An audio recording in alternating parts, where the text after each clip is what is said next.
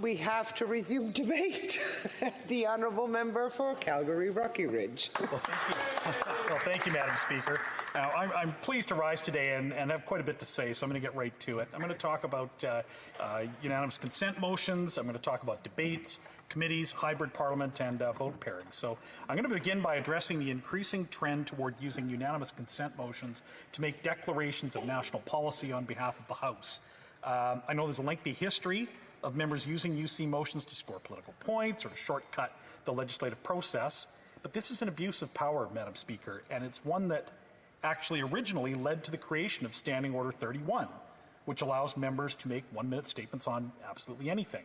But in recent years, all parties, but especially the smaller opposition parties, have increasingly, they spring UC motions on the House of Commons after question period, propose a motion that sometimes imposes serious ramifications on the government. They often end up passing because no member wants to be the one that stands up and opposes a cleverly worded motion on an emotionally charged hot-button topic. And I know, Madam Speaker, that you've cautioned members about abuse of UC motions, and I applaud you for trying to curb this abuse.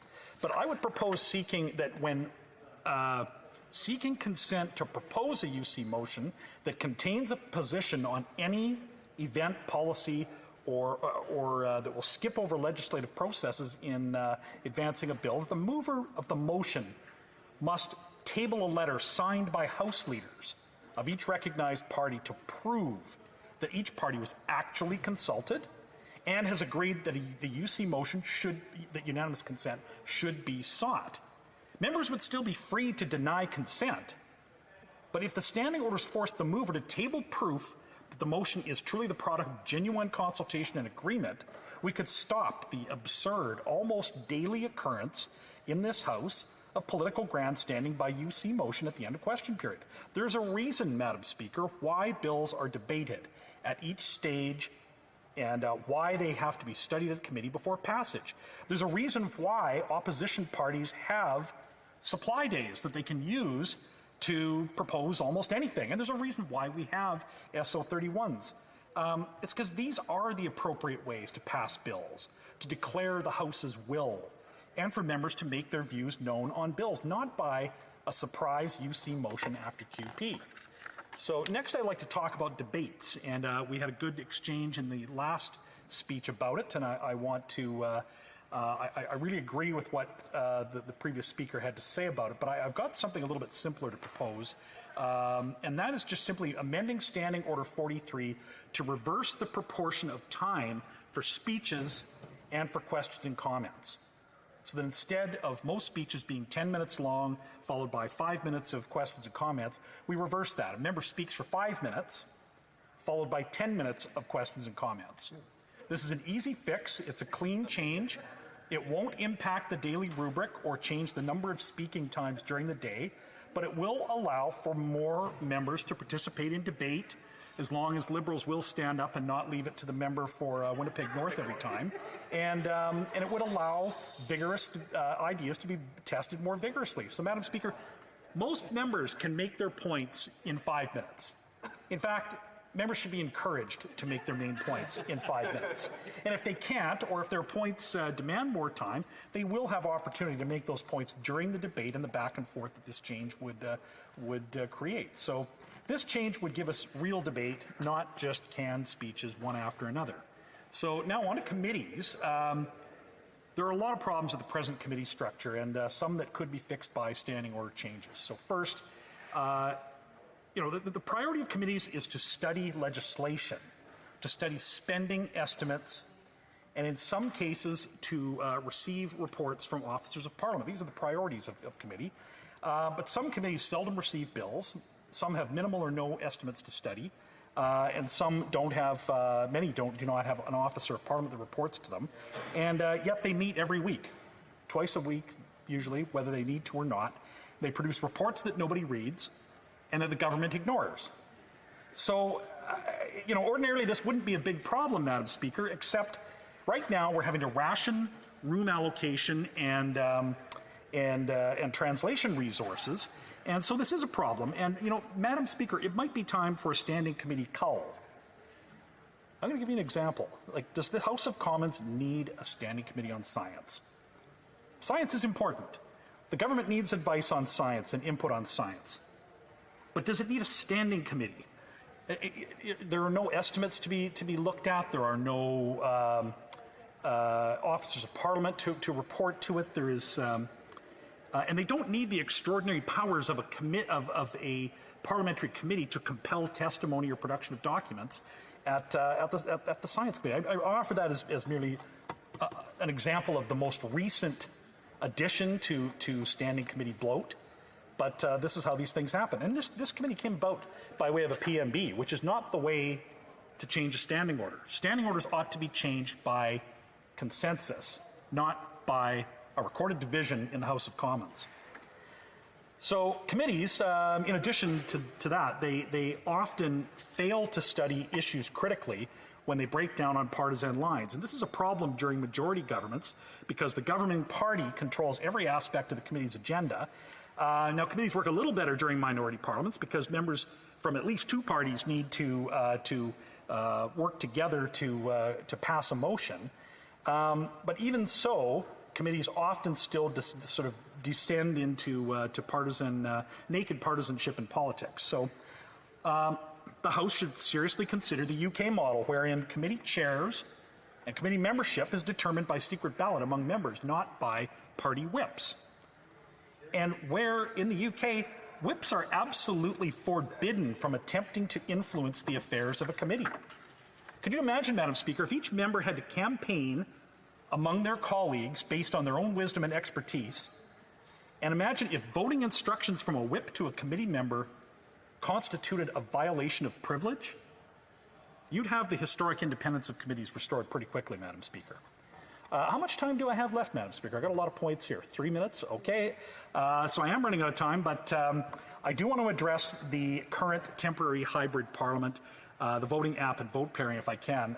Most of you know, or many of you know, that I opposed hybrid parliament from the very beginning, and from the outset of the pandemic, I really believed that limited in-person attendance could have been achieved through vote pairing.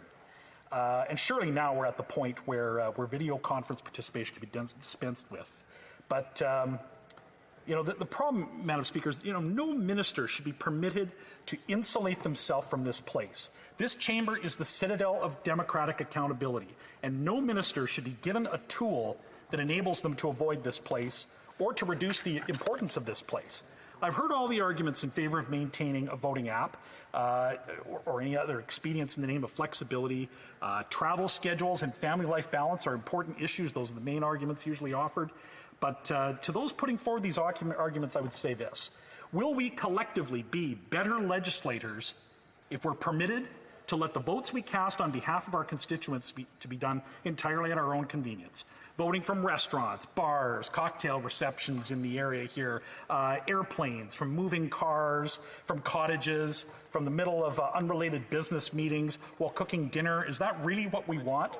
Do we want voting in the House of Commons to be reduced to the world's least cool and least fun video game? I certainly don't, Madam Speaker. And furthermore, should we make it easier for MPs to insulate themselves from other MPs, from members of the opposition, from their own colleagues?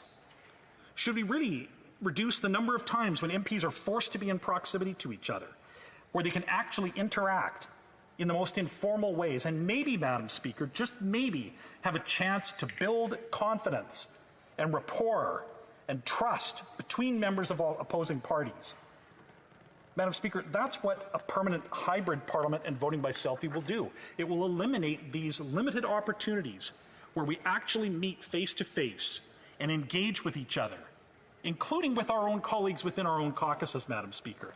So for that reason, I continue to oppose the hybrid parliament and the voting application. So what about this need for flexibility? We heard in debate earlier about family, the disincentive to run because of impacts on families. But, Madam Speaker, the answer is right before us in the existing standing orders. There's an ancient tradition of vote pairing, and there's even a provision for pairs to be made in writing and placed in a book on the table. A standing order could be changed and added so that no member's vote shall count once they and a paired member have signed the book. That way nobody can break a pair. These members can be paired either through coordination of party whips or without coordination. Either way, it can be done, Madam Speaker, and I see you just getting ready to rise, so I'm out of time. I look forward to members' questions. Questions and comments. The Honourable Member for Longueuil-Charlemagne. Thank you very much, Madam Speaker, and I'd like to thank my colleague across the way for his intervention. And he did mention something that it's piqued my interest because I, too, am in the agreement of, with respect to committee membership and chairs, and I like the idea of having, either a secret ballot in terms of naming committee chairs. One aspect of committee work that I found quite surprising when I first got here was it's very adversarial, the way that the committees are structured. So we have an issue before us, we want to study it, but we're sort of sitting opposing, instead of having like a work group where we sit together and say, okay, here's the issue, what do you think about this? There's no interchange really between the committee members. We sit on opposing sides, we have witnesses at the end of the table, we have a little turn who gets to ask what question, but we're not actually speaking to each other in terms of trying to figure out a solution to whatever issue we're debating or whatever study we're doing. And I'd like to see if the member has any comments on that in terms of how can we be more collaborative in committee to try to find a solution that we can all agree with. Thank you. Member for Calgary Rocky Ridge. Great question and great observations. I'm not so fussed about the room layout and the adversarial nature of committee but that only becomes a problem when it becomes personal. Okay? If we meet in the same room rather than over a video conference, and we have the opportunity to go maybe get up from our opposite sides of the table and maybe go over to the coffee machine and have a quick private word that's off the record to gain some understanding. Walk together to the office afterward, maybe even go for a quick bite before question period. It's these informal opportunities where members of Parliament can engage with each other in a non-adversarial way. So the adversarial system works when it is strictly about ideas and not personal. And that's, I guess, why I think it's so important that members be forced by sort of the daily routine to actually interact with each other. Questions et commentaires. Questions and comments. The Honourable Member for Manicouagan. Thank you, Madam Speaker. I'd like to thank my colleague from Calgary Rocky Ridge for his speech. On certain points, I think we agree when it comes to the hybrid parliament. He raised some very interesting points. I'd like to ask him a question about our constituents, because, we often talk about the advantages or disadvantages of being at home and voting as if it was a video game, but at the same time, we are responsible to our constituents. So what is his opinion, the disadvantages of the hybrid parliament and things that we could fix, but how can we better serve our constituents when we are here as opposed to being at home? Thank you, Madam Speaker. Rocky Ridge. Well, Madam Speaker, we represent our constituents when we are in this place. That and our action is in this place is what we are accountable to our constituents for. So I think it's critical that we spend the time in this place to do our jobs representing them in Parliament. Now, one needs to be in touch with their constituents, and that's why we have constituency breaks and lengthy breaks where we can interact with our constituents. But we can't represent our constituents when we are in our constituency. We have to represent our constituents when we are in Parliament. That is where the votes take place. That is where the debate on ideas takes place. That is where we can advocate and represent our constituents. Member for London Fanshawe. Thank you, Madam Speaker, and I'd like to thank my honourable colleague. He did make some interesting points. I did find the point about switching the 10-minute speech to the 5-minute question period and switching that so people had more time to ask those questions interesting, although I will note that he used his full 10 minutes to get his point across, so I found that a bit ironic. In terms of that expansion on questions. One of the things that I really found interesting while as a new member in hybrid parliament was, of course, that ability to ask questions during question period, but in the way that we do so during committees as a whole. So for a 5-minute period of time, allowing for more of that debate. So in terms of that expansion of questions, would he be in favor of changing how we operate during question period to more of that committee of the whole type of debate? Thank you. Calgary Rocky Ridge. Yes, indeed, I would. The committee of the whole is a much better format for actually getting real answers. And I'm sorry, I have to say it. In this, since 2019, there has been a marked decline in even the quality of that forum. I participated in several committees of the whole, and watched ministers with a whole group of officials in front of them with binders of information. These officials would have spent hours and hours and hours preparing, and we asked questions, and the ministers simply recite talking points just like it's question period. And you know, there's some responsibility on government to actually ensure that they act responsibly and respond and answer questions. But to your point about question period, absolutely. And we have to resume.